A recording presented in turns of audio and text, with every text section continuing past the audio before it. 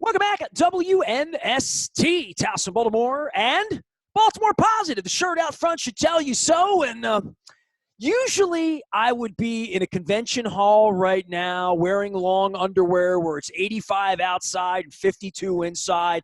There'd be bomb-sniffing dogs all around me and my lanyard in front of me and Hall of Famers to the left and wannabes to the right. And instead, it's just another week here in Baltimore. Dennis Koulatsos joins us from Coons Florida Security Boulevard. Dennis, I've invited you to various hijinks at Super Bowls and combines and all of this stuff. But this is the strangest one because I'm starting to get a little hyped up for the game, right? Like, this is going to be a LeBron Jordan kind of one for the ages. It's a really weird one for me to be skipping because it's such a juicy one. Yeah, it's juicy, I think, is a wonderful word to describe this matchup. You've got all of the elements of a phenomenal and potentially memorable Super Bowl, and Andy Reid and Patrick Mahomes, and you've got Tom Brady on the other side trying to add to his legacy, to try to get on his own Mount Rushmore, which is just an amazing storyline in and of itself. And Bill Belichick lurking in the shadows somewhere, wishing he was there, partaking in this historic moment. So the storylines, Nestor, and listen, too bad, as you mentioned, you can't be there. Well, I've had so much fun, 27 years of doing this, and I started going back through pictures, right? Like, so I found a picture from 2007 with Joe Namath that I forgot I had. I had never seen the picture. I remembered meeting him. I remembered a picture of him in front of my Mike flag, but I don't remember, like, taking a picture with him, but I did. So I found it, and then I started thinking about how many, like, quarterbacks, Hall of Fame quarterbacks, whether it's Marino, Bradshaw, Bart Starr, all those guys who stopped by over 27 years. And, I think to myself, where's Johnny U in all of this? Back in the – Johnny U was the greatest quarterback. And then there was Montana and Elway and, all these other arguments. But the Tom Brady thing sort of ends the argument, right? Like, you can argue whether the Stones or the Beatles, or you can argue about Zeppelin and the Who. You can make any argument. You can make Johnny U versus Fran Tarkenton, whatever you want. But there's not really going to be an argument about Tom Brady, whether he wins or loses this week. This part of it at 43 to go to a different franchise and import that team into a Super Bowl, it'll never be done again. Well, just think how fortunate we are, Nestor, to be able to witness his career, right? There's a lot of people before us that didn't get a chance to see Tom Brady play, and this is something that we can always take to heart. We saw his first Super Bowl, and now we're seeing his 10th Super Bowl, and all the Super Bowls in between. And this story's still not finished, right? There's no telling what's going to happen after the Super Bowl, and there's no telling what he's going to do regardless of the outcome. Win or lose, it looks like he's going to play again the following year, but a lot of things can change. But there can be no argument, right? There's absolutely Bradshaw not. Was the guy we were growing up, right? Tarkenton, Bradshaw, Lendahl. You go through all those Greasy, who wasn't a great, who was a game manager, but they won championships. I'm just thinking about the whole – and it just stops. It was kind of like when Jordan came along. You could talk about Chamberlain or Russell or Dr. J or pick anybody, Magic, whatever you wanted. Then Jordan started doing things like Secretariat that had never been seen before that sort of ended the argument. I think LeBron sort of has awakened that argument, and that's fair, different kind of player. I mean, I think Steph Curry and some, they're different. It's a different sport. They're different jobs and roles. But in football, nobody's going to really compare Jack Lambert to Johnny U. I mean, there's quarterbacks in football and there's everybody else because of position, unlike pitchers in baseball or in other places. I don't even know where to put the Brady thing because I didn't think this was possible. If I would have said to you 10 years ago, he's going to go to a Super Bowl at 43 somewhere else, you'd have laughed at me. You would have laughed at me. Well, I think there's a big difference, a distinction between Tom Brady and, let's say, Peyton Manning. Peyton Manning's second Super Bowl victory, he was carried by a strong defense, right? He won. He was a game manager, and here we have Tom Brady at 43. He is not a game manager. He's making all the throws. His arm looks as active and as strong as ever, and he is leading this team into the Super Bowl, right? So he does have an embarrassment of riches. That's all the skill positions. But let's give the guy credit. I mean, he is coming in like Sir Lancelot. I mean, he is big. He's strong at the top of his game at the unheard age of 43. Man, he's just an outstanding athlete. And you just run out of superlatives as you describe his accomplishments, Nestor. Well, and then there's the other guy. Right?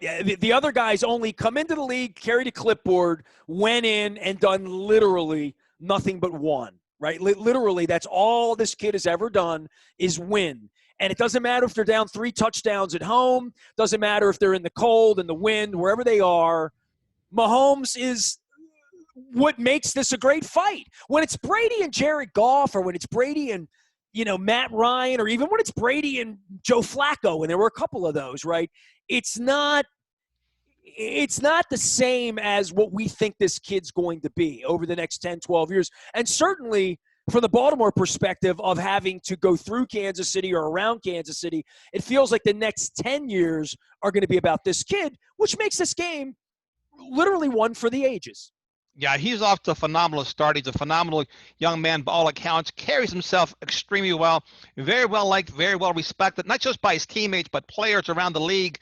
And you have Andy Reid, who's an offensive genius, right? And you can look at his coaching tree. Of course, John Harbaugh, a big part of that too, of his legacy. But they just and Steve Spagnuolo, the defensive coordinator, right? He was on those Giants teams that gave Tom Brady 2 of his Super Bowl losses. So again, the storylines just go on and on and on. And circling back to Pat Mahomes, again, the big contract he got in the offseason, and for the Chiefs to go to back-to-back Super Bowls, which is the hardest thing in sports, right? To go back-to-back championship games, and for the opportunity to win 2 in a row, which is a very, very rare feat. So again, how can you not get geeked up about this matchup that's in front of us? Dennis Koulatsos is here. He's geeked up about selling you a car over Coons Ford Security Boulevard.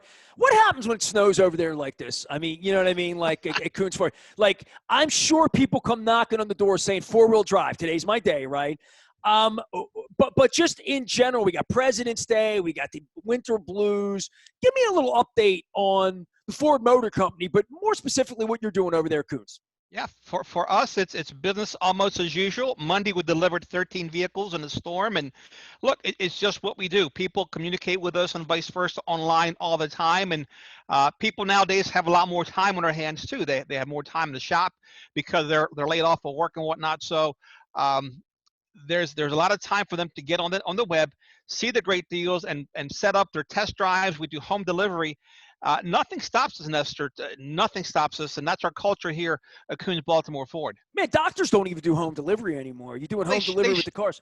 But they should, though. Think about that. If a doctor was able to come to your home and take care of you versus you exposing yourself. So it's all about being a hungry bear versus being a lazy bear. Hungry bears hunt, lazy bears hibernate. So our culture is we get out there and hunt every single day, and we do a ton of repeat and referral business. A lot of it comes through courtesy of WNST. It's Baltimore, and it's who do you know? And we deliver 60 to 70 vehicles every month to repeat and referral business, which is an outstanding number for us. Man, you give me that hibernate bear while you're sitting there in front of your little beach thing that looks a little bit like Sarasota was going to look for me next week. And, I'm supposed to be down in Tampa doing what I do, but it's nice to know that people are still doing what they're doing. I wanted to ask you about the car thing because, I was thinking about this over the weekend, watching commercials and whatnot. Then Super Bowl coming up this week, and some people are taking the Super Bowl off, and they're getting more publicity for not advertising, I saw, with a certain beverage company that was bought by an out-of-country place a number of years ago. And they stopped sponsorshiping me, Dennis.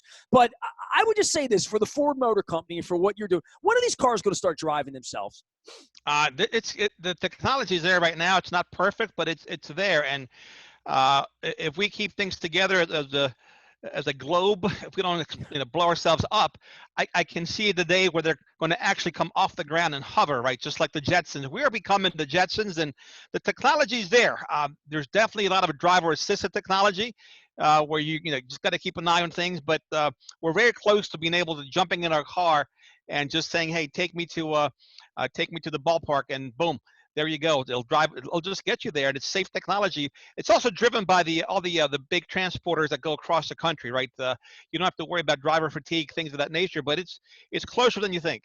Well, I was going to say the best part, and I've learned this then, because, you've been to some concerts. I'm sure you've had a limo, to drive you place or not. I thought I had it made when I had a limo, and a bunch of friends went down to a concert down at the old pavilion down there in Manassas. You know what I'm talking about. And you get on to 66, and you got to go to the bathroom. And it doesn't matter if you have a limo, there's no bathroom. And you can't get off, right? So I would always say to people, when we take a bus to Pittsburgh or to New England or whatever, I'm like, it has a bathroom in it. Someone else is driving. You have electric. You can take your laptop. You can take your phone. We put old Super Bowl movies on. You can take your iPod. You can take, Connect Four. You can play Uno on the seats if you will. Play Canasta, whatever you want. But the key is you got a bathroom in the back. So I'm thinking when they can make a vehicle and I can hit a button and I don't even have to stop at the Joe Biden rest stop in Delaware to use the restroom, after I pay the toll. I'm figuring that's the last frontier, is having a vehicle where I can use the bathroom too. And I feel like I discovered that on Ravens road trip. So just a little thing for the Ford Motor Company that if I didn't have to use the bathroom, I wouldn't stop. But it does, create a little commerce. Let me stretch my legs, get out, get a sandwich if, we're going to Boston for a football game. No, I think you make all good points. I don't think anyone has ever even thought about that. So you're such a forward thinker about those long trips. And again, that would be something if you wouldn't have to leave your personal vehicle to use the facilities, so to speak. But yeah, and I grew up in Dundalk. I'm a man looking for convenience. You know what I mean? Maybe more porta potties on the side of the road. They're nasty to begin with. Just the thought of those things make me cringe. But you know what? When you got to go, you got to go. How many times do you see on the interstate people just pulling over and now they don't even hide. They used to hide behind a car door. Now they're just out in the open. Anything goes. That's the state of our society has become. I have seen such crazy things. My wife and I went out over the weekend. We drove around for a couple hours. And I just think like they've stopped enforcing speeding laws on 690. I do. I mean, I don't know how it is over at security, but I'm telling you, topside, it's just a mess right now. So get off, take time, break. It's a little icy out there. Everybody chill out. We don't want you going over to the collision center at Coons, although Dennis might wink at me right now a little bit about that because weather creates such things and opportunities and such. But we want everybody to be safe out there. Den, last thing, because I'm going to be on with you on Thursday. If you don't want to make the prediction now, that's fine. I think the Chiefs are going to win. I mean, and I think Reed, the better team, but I think it's very, very hard to bet against Tom Brady when he gets to that. I wouldn't put real money on Patrick Mahomes this week because I have too much respect for Brady. And it's really weird that I don't dislike him as much when he's in a Patriot uniform. And I'm going to be pulling for him because my dude Ryan Jensen's there. So I have a little rooting interest on the Tampa side that my buddy gets a ring. He's playing with the greatest of all time. But there's something about like Antonio Brown winning and Gronkowski winning again. Even Ndamukong Suh, who's been chasing this as a loser everywhere he's been, right? This is his first playoff game. That guy was everywhere, right? But the Chiefs, for me, are the better team. And for that, I think they're going to win. The better team usually wins this game. There's a great story that broke today about Rob Gronkowski. He was, during the offseason, Nestor, he was running sprints. And he was using different shirts, and he was sending those videos to Andy Reid on different days to make Andy think he was running sprints every single day. And reality was he just ran sprints for one day. That's the Gronk, and that's the kind of colorful stuff that I like to see come out during Super Bowl week. So you're rooting for the Bucs? You're not rooting for the Bucs. Look, I'm such a hater. If it's not the Ravens, I want to see a tie, right? Of course, we know that can't happen. I just want to see a good game, right? Just like any game that I watch as a football fan, I want to see it come down to the last possession, and I think that's what makes these things very memorable. No different than the Ravens back in 2012 with that goal line stand. They had to keep San Francisco out of the end zone for 4 straight tries, and they did it. And those are the type of things that I want to take away from this Super Bowl. Dennis, what I've learned here is in the scheme of things doing radio all these years is like this year we didn't win, but like last week I got to hang out with the champs from 20 years ago. I don't know if you saw the video. I finally put the Mike Flynn parade video up and all that stuff. So this week, because I can't go to Tampa, I'm sort of living vicariously through the memories of 27 Super Bowls. So I'll be putting some old stuff up. I even said to my wife this morning, maybe next week I'll just run sort of best of Super Bowl conversations for a couple of days because the conversations were good and rich, and I didn't get to have them this week. We're chasing some folks around this week. There'll be some good radio. Jack Del Rio's joining us this week, and some other champions as well are flying in. But it's not the same. It's never the same as when we're in it. But we'll all sit back on Sunday night, hopefully watch a pretty good football game. And then I don't know what we're going to do with ourselves once football's over with. I'm having a hard time believing there's only one game left. Well, we'll turn our attention to the NFL draft, right? Our draftniks, and there's plenty of us out there. That's what we'll local project what the Ravens and who the Ravens are going to pick and what round, and we'll go from there. Good news for me is I'm not going to Indianapolis. That's a highlight of my my winter. Dennis Koulatsos is over Coots Florida Security Boulevard. He will be here on Thursday, driving you home from 3 until 5, as he always does. The Dennis Koulatsos Show. You can find him out on Twitter at Koulatsos Show. And, of course, you can always find him at a Coons Ford of Security Boulevard with a shovel in a hand and a snowblower out there ready to take good care of you and get you on the highway safely. Then I'll see you on Thursday, okay? All right. Be well. Thanks a lot, Nestor. That is Koulatsos. You can find him over Coons Ford of Security Boulevard and out on Twitter. You can find me, Ness, at BaltimorePositive.com. All of our coverage here, of course, brought to you by our dear friends at Royal Farms, world-famous chicken, trans-fat-free. And I keep the box here because I have not had a Western fry in 2021. Last Western, I had some Western fries in December. Raven game. What game was that? I don't know. I watch them all on TV these days. Royal Farms, real fresh, real fast. 10 pieces for $10 dark meat. I saw that out of the Joppa Road store when I was over there gassing up the other day in Towson. Stop by, get some chicken, take it home.